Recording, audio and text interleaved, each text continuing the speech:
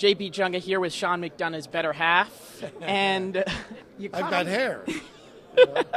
Certainly do, which is good considering Sean a little follically challenged. That's our line. Yeah. You hear the broadcast. Did you catch up with him earlier today? I did. I was abusing him because I told him ESPN does not have the rights. Get off the floor. And it was like a Syracuse conclave out there with Boeheim as the maestro, Carter Blackburn, and who else? A couple of other guys. I'm not sure who they were. Matt Park may have been out there with him. He was. But it was sort of funny to see them all. I think Jimmy's always been nicer to the people from the station when they graduate than he is when they're undergraduate. What do you want, kid? That kind of stuff. Of course. I mean, and you certainly are comfortable around Syracuse people. Watching their team, watching the way Syracuse has played, did you expect them to be at this moment?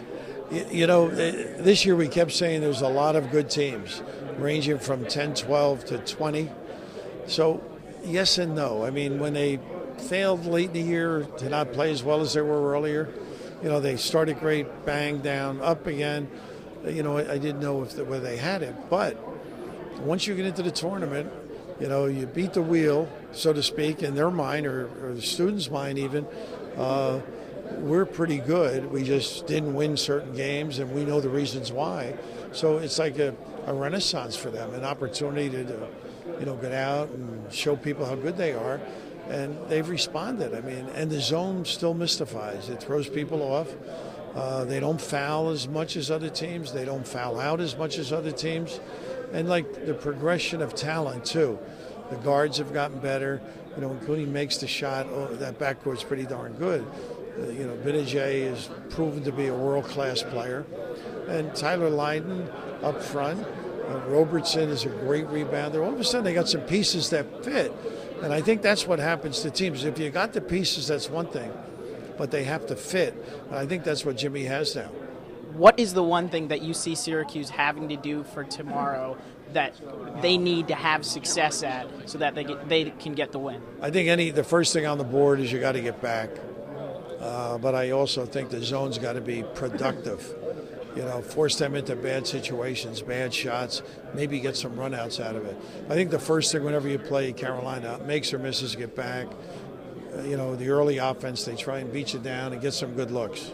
And I can't let you go without sharing just at least one Jim Boeheim story. You know him so well.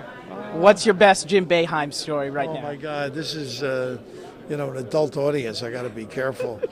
We'll censor it. It's fine. Yeah, no, there's a lot of them that are like personal kind of things, where, one I can remember that Ian told me where he was a student and he asked a question in the back room there at the Dome. And Jimmy has this habit with the glasses are going like this once in a while. And anyhow, Ian, whatever he said, hey, Coach, how come you didn't switch from zone to man to man? And Jimmy went like this, and he looked down, and it was Ian, who, looks young. He still looks young. And he goes, next question. So he has that way of disarming people. It's something that he's very good at, and hopefully he can disarm North Carolina tomorrow. Good. I like that segue. I learned it at Syracuse. Couldn't have picked that up. I learned it at Syracuse. Thank you so much. Thank you, guys. Good luck with everybody.